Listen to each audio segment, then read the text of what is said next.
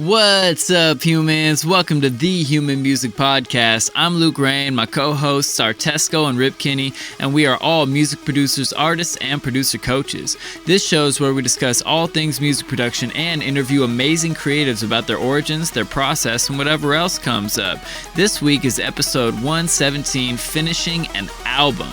Rip Kinney has been hard at work on his debut full-length album for about 2 years, and it is finally done and ready for distribution. Big up, Rip Kinney!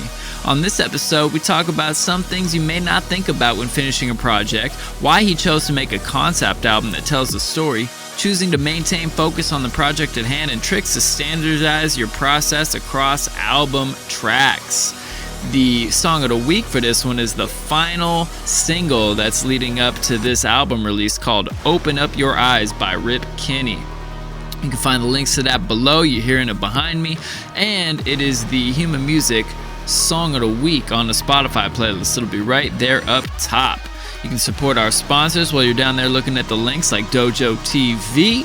That is where you can get free producer live stream classes from the Dojo Senseis. Our boy Tesco's Patreon, where you can get track feedback, private lessons, and more. The weekly download, where you can learn from our mentor Il Gates and his private weekly group lessons for just $20 a month. And guest practices, where you can learn from Seth Drake at the Approach Institute. And your first class over there is free.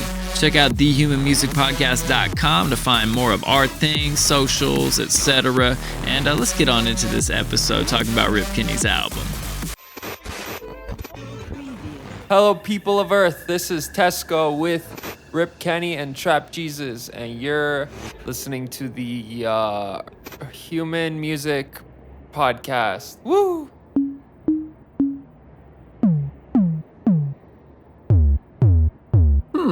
Human Music Podcast. I like it. Let's start over. I'm gonna say, wee, wee, wee, wee. What's up, humans? Wee. We are on a ride, a technical difficulty ride, and we're gonna push right through it, though. Yeah, but they don't know that. Yeah, sometimes transparency is what's up. Yeah, we started the first 4 minutes of this podcast and are restarting because my computer fucked up or something. No, maybe it was the website.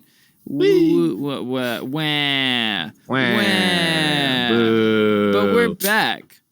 And gonna say it again. I'm proud of Rip Kinney because he finished his album. Woo! Woo! Yeah! Wow! Wow! It's about time, bucko. Yeah, I know, right? Jesus. Hey, This guy takes for... Should you taking any longer? 2 years. Dude, straight up. Okay, so my deadline for myself to have the music done was last Tuesday, the 5th. And like straight up, like we got invited to go to Lake Tahoe at this house on the lake, like for the 4th of July, like the most ideal possible thing you could have done for that holiday. And I had to just flat out, no, I don't have time. Like I have to finish the album. I'm so sorry. Like this is brutal, but I have to. And straight up, if that didn't happen, I didn't have 5 days like solitary. Everyone thought I was there and I wasn't. Like no one was hitting me up like 5 days, just live and breathe the album to finish it. It wouldn't have got done. Like at the Thursday, like prior to the deadline, I was like, it needs 3 more months. Like straight up. Like I didn't think. Can't wait for it to come out so I could tell you the snare's too loud and all the tracks. I know, right? And like this track's just like slightly not loud enough compared to this one. Like, yeah, I don't know about the mix on this one. I mean, honestly, like that is also kind of. No, it's gonna slap. It's gonna slap, regardless. But hopefully, you know, do what you gotta do. I mean, it is kind of an interesting nuance about like finishing an album, which is like you like loudness between all the individual tracks. And I released them as singles before the whole album was done. Like I'm running off the seat of my pants here, you guys. Like I did not have the album done before I started releasing music because I was like, I just need to crunch this shit in. Like I'm never going to finish it. Like this shit's got to come out. And so like some of the ones I've already released are like slightly varied in loudness. Like Spotify, you don't really notice it because they match, but there's like just tiny variations. And then like in between the song, when you're like trying to rapid fire finish stuff, like you're able to make a lot of progress, but then like the balance of things, like, because you want it to sound, and I'm doing the mixing and mastering myself, like to hit this deadline, like I had to, and like just the little things and getting the mix balance right to make everything sound like albums you listen to. It's like such a weird nuance that you never have to deal with until you do that. Like even an EP, which, I think all of us have made collections of work that aren't as, trying to be as complete as possible. Like that's not that important for that. But then all of a sudden you're like, fuck this. Like it has to, like when the next song comes on, you can't notice a difference. And then you're like automating stuff and like throwing band-aids on it. And it feels weird, but it's all to service the fact that it is supposed to be a complete listenable work. Mm-hmm. The other weird thing that I didn't think about until literally 2 days before it had to be done is like when you play an album mode, there's no fucking silence between the songs. I didn't bounce any of the singles like that. Like I didn't bounce any silence to help like ease a weird transition or anything. And luckily, sheer luck. I'm not even going to pretend I intended to do this, but like most of the singles, it's like track 2, 4, 6, 8, 10, and 11 and 12. So there's only a small group at the end, which is defined already. And the ones in between, I could like massage little pieces to weave them.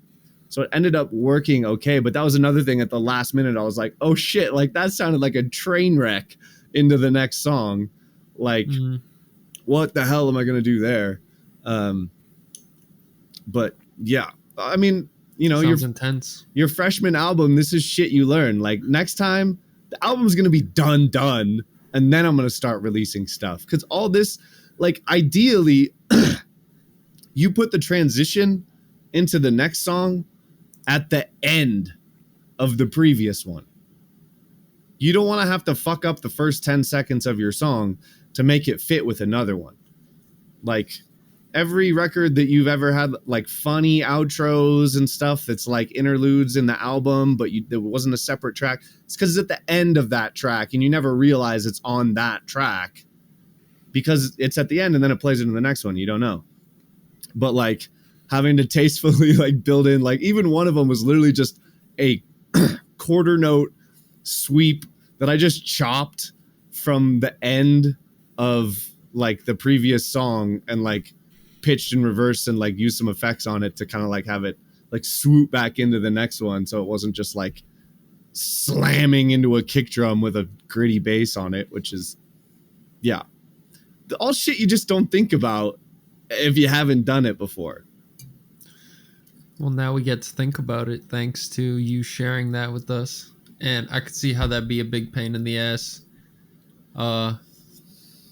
Yeah, I mean, I'm sure it'll all pay off. It's very nitty-gritty producer stuff. But I guess one thing with that, like, what are you thinking as far as this? Because, like, unless you have a album conceptually planned out, there is some degree of, like, fuck around and find out, and then piece together the track listing, and then kind of stitch it together. So, like, what were you thinking in terms of that? Like, are you writing your new stuff with tracks you currently have in mind and how they're going to fit together, or are you still in the stage where you're not doing that and you're going to figure it out later? Yeah, I mean, so because I had a conceptual framework for like the actual story of the album, like early on, I started writing songs that would fit that story. And so like they had a place and they like had to be in that location on the album. Right? Like, and it would actually be so much easier, and you wouldn't have to fuck with any of this stuff if you were just releasing an album like a rock band that was just like 12 songs you like that sound like you made them in a similar time period. Like, great. Just bounce a second of silence on the end of every song. Done. You don't have to fuck with it. But because I am an absolute nerd and bit off way more than I could chew, the songs had to go in the locations that they did, and then it's like, okay. And then For sure, yeah. So what are you thinking as far as like the new material? Like, oh, you mean like after the album? Yeah, like, are you even gonna go in that direction? Are you? No, have you dude. about Oh my doing god. EPs You like mean that? like make another no.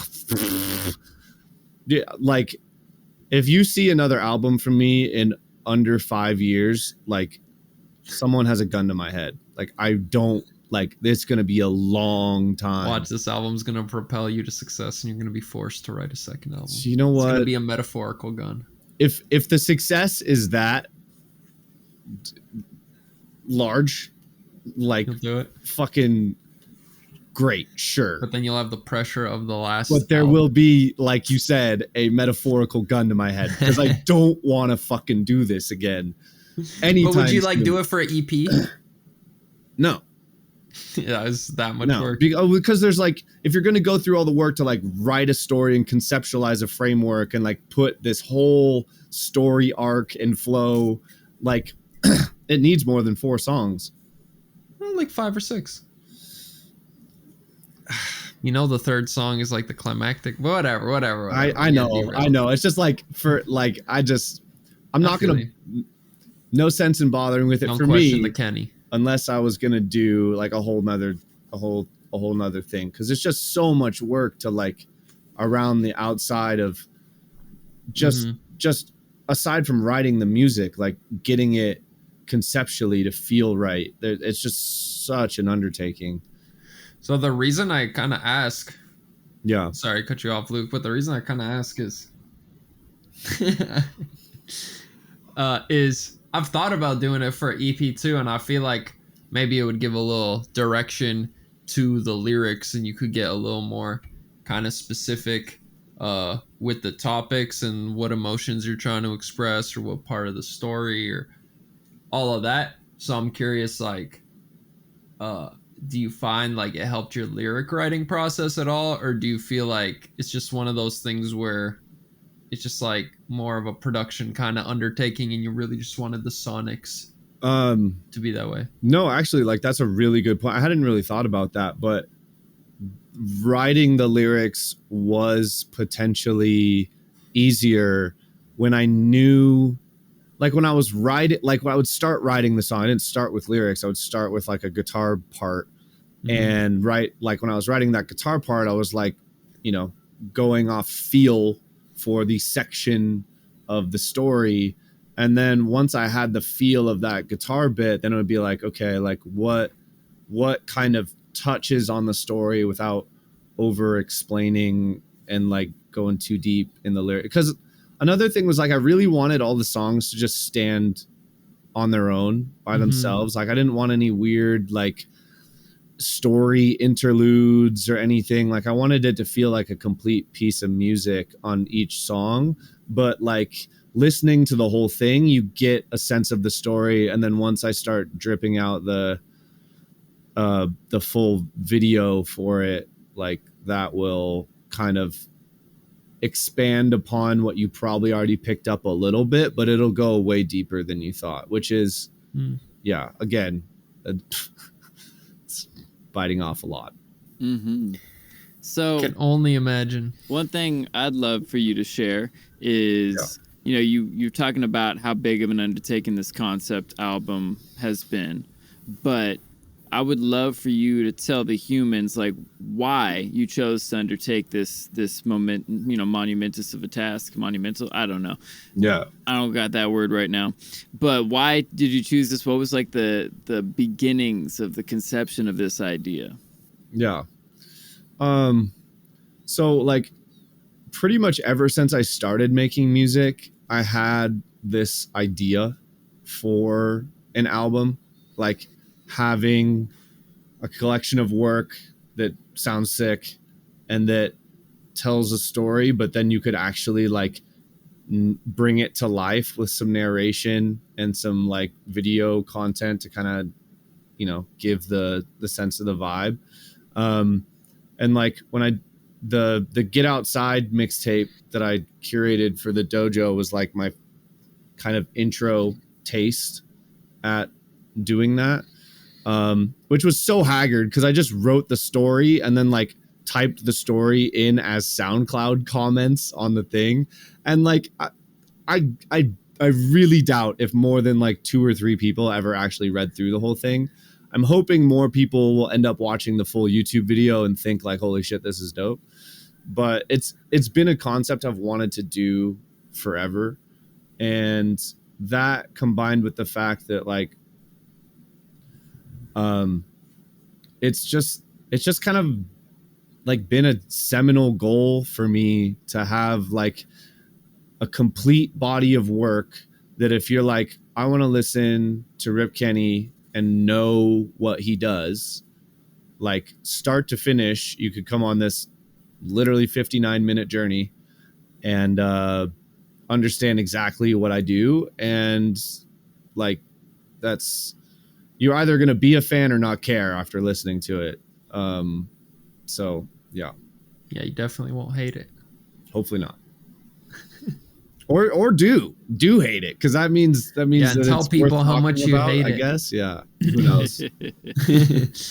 Man, that's sick, dude. So how are you feeling about like writing new tracks? I know you've been working on some new stuff. How are you kind of balancing working on new tunes and finishing tunes? That's something I always am like trying to balance. So Yeah. I'm curious, like, do you ever have like regrets? Like, I could have maybe finished this project sooner if I didn't go and make all these projects, or are you just like, fuck it, I'm making new stuff all the time, and when it's done, it's done? Yeah. So the the extent of my writing new music over the past 9 months was one 3-day weekend in which I was Shelb was visiting one of her friends, so I was by myself, and I was like, I've been working myself to the bone. Like, my weekend off is going to be writing something new. And I showed you guys that one. But that's the only song I've actually written outside of the album. And then like collabing with Alter has been like the other music I've worked on, but like literally that's it. Like I've had to like, you know, turn that faucet down to a dribble to get the rest of the faucets wide open to finish the album. But I have still been just like, you know, doing some daily guitar. I guess it hasn't been daily lately, but I still play guitar, sound design and stuff for fun when I'm bored late at night and don't have the gas to actually be productive. Mm-hmm. And some of that stuff might make its way into a song, but yeah, it really hasn't been anything but finishing this album. I see. Well, what are you excited to get to after the album? The one that I showed you guys, that I am excited to do that. And honestly, like I'm just excited to write more music now that, like, having finished 14 songs in like kind of, I don't want to say a defined structure, but I kind of came up with some processes and stuff that like help like make all those album songs sound cohesive. And I learned so much about what to do and what not to do, like you always do. Like when you're getting better at mixing, it informs better decisions early on. And like a lot of stuff with like guitar tones that I figured out to like help stuff like blend in. And I just have I have so many ideas of fun things to try that I just haven't dove into because I've had to force myself to finish this stuff. But I'm excited to work on new stuff. But yeah, I mean, there's also that little bit of man, are you going to be able to write good music if you try to write music again? Are you going to? Well, that little self-doubt creeping back in. Do you think you can? Except the song that I wrote, I think that was like 2 months ago, 2.5 months, maybe 3, that I showed you guys the song that I wrote. I was like, okay. Yeah, you can still do this. That's fine.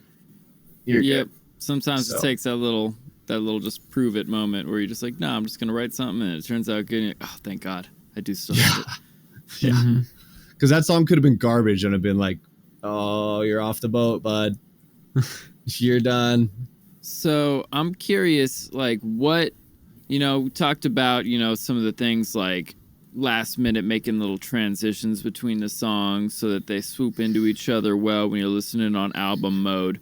What other lessons have you learned along the way of, like, compared to releasing singles or EPs, things you've done plenty of in the past? Like, what was different with the album finishing process in terms of engineering, in terms of writing, in terms of like choosing which songs to be there in the first place?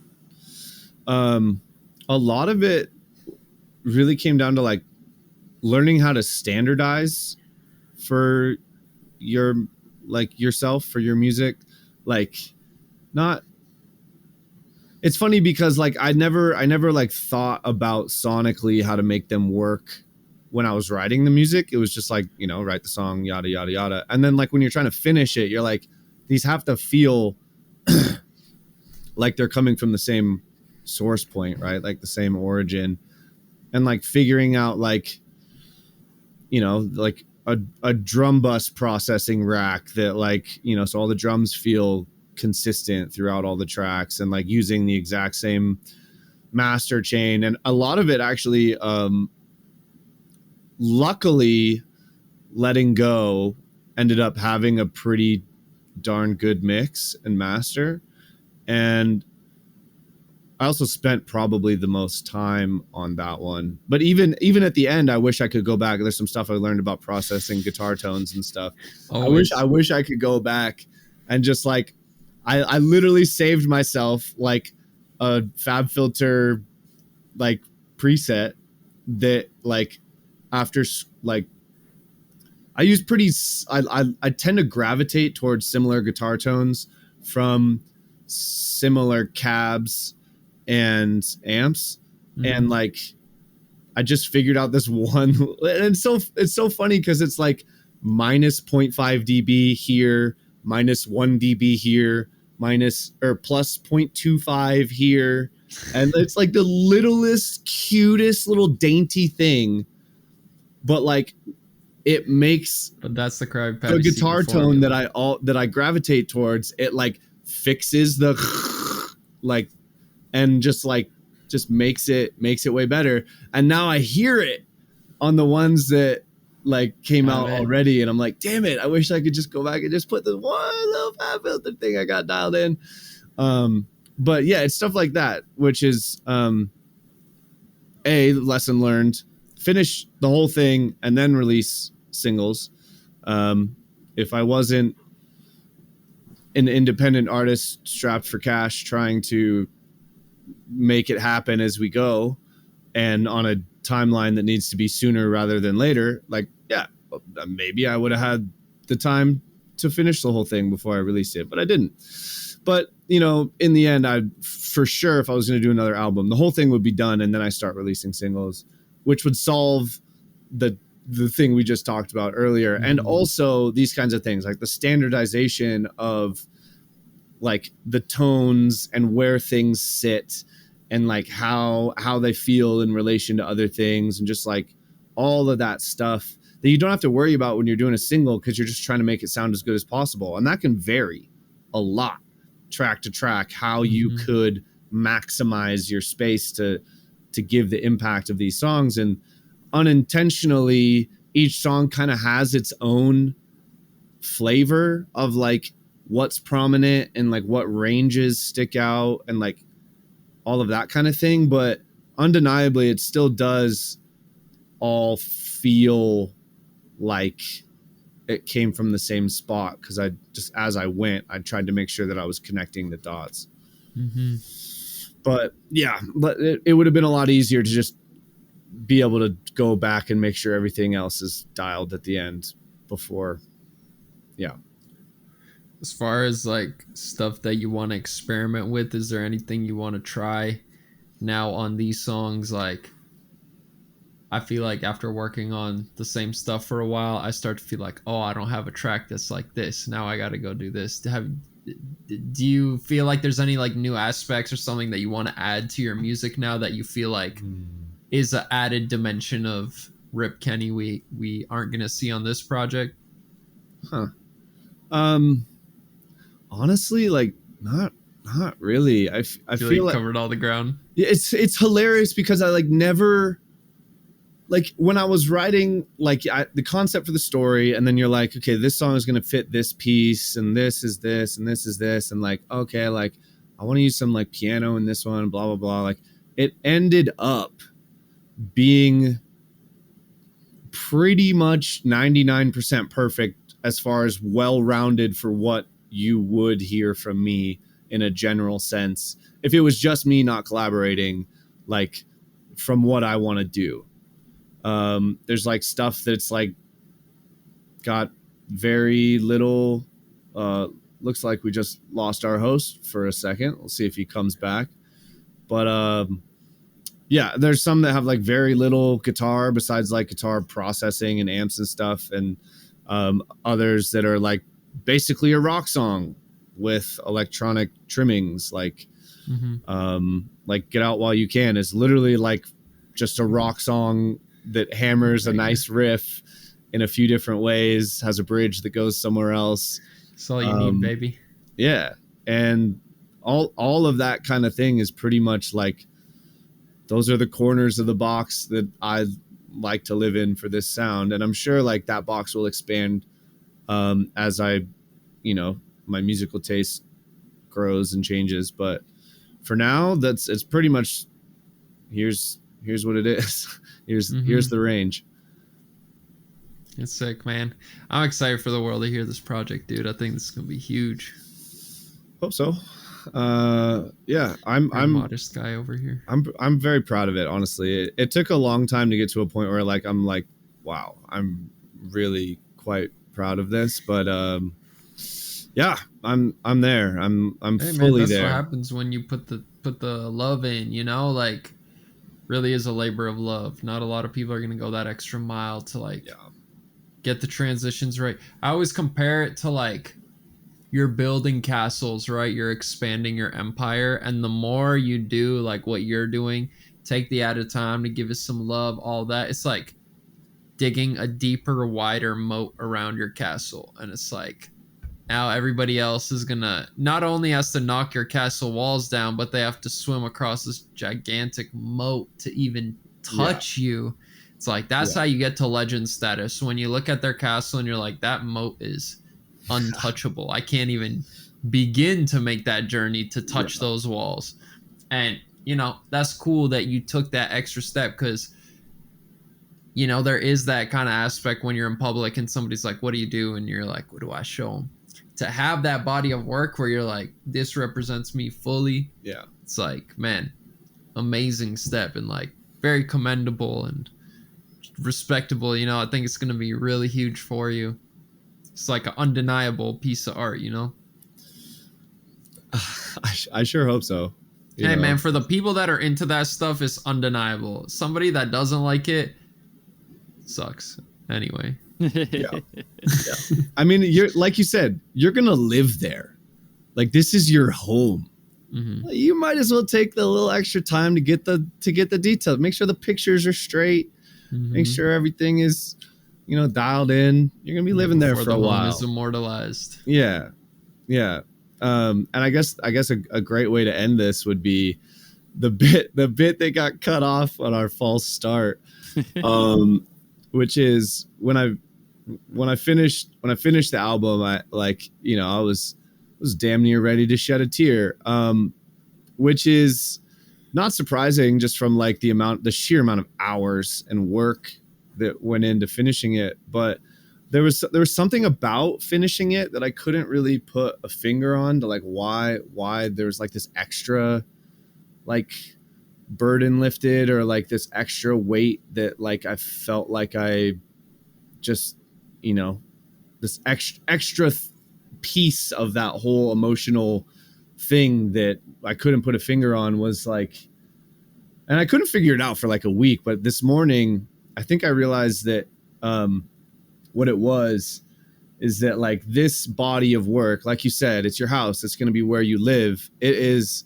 the memorialization of this piece of art and my stamp on the world for long after I'm not here anymore. So like having a thing that I am wholly proud of, that is a complete piece of art that will last in, you know, immortality until we nuke ourselves to death. I don't know. It felt bigger than me, which was, I think, the most rewarding part of this whole thing. So, yeah. Yeah, definitely. I mean, yeah, man, you went the extra mile that most people aren't gonna do. So, of course, you have, you know, something to be proud of. Yeah. Like, you know, words can only explain that so much, but it's like, I don't know. It's crazy, man. It's crazy that the same tools that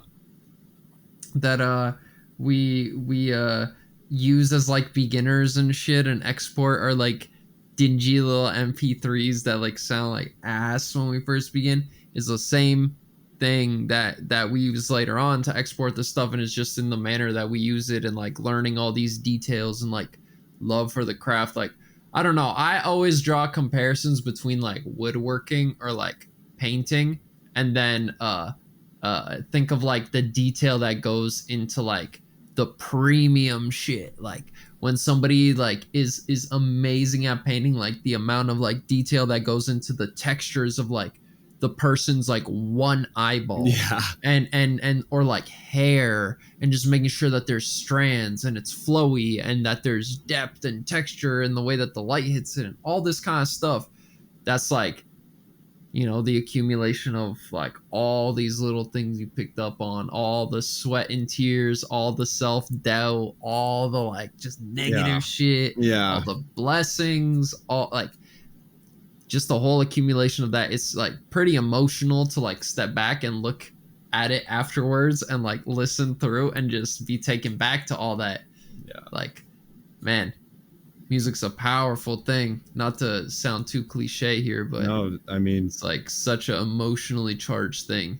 Yeah, I mean, what I said was pretty cliche too. Like, not to like go too meta, but like, yeah, it really is.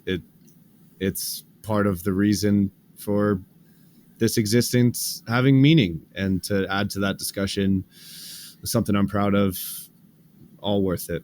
So, yeah.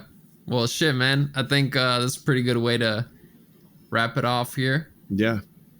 And as always, humans, give them a peace.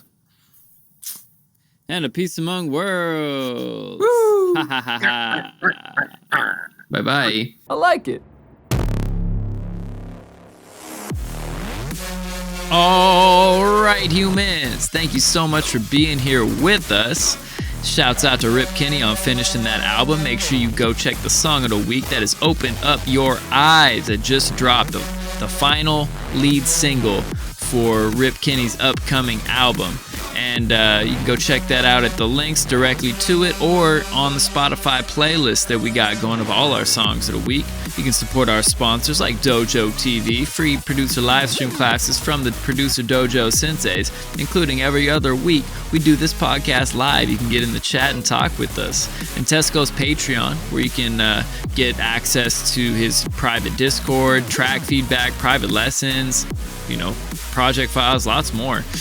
Support the boy Tesco. There's also the weekly download where you can learn from Armin's or Ill Gates and his private weekly group lessons and get access to over 250 more episodes, probably like 300 episodes in the archive.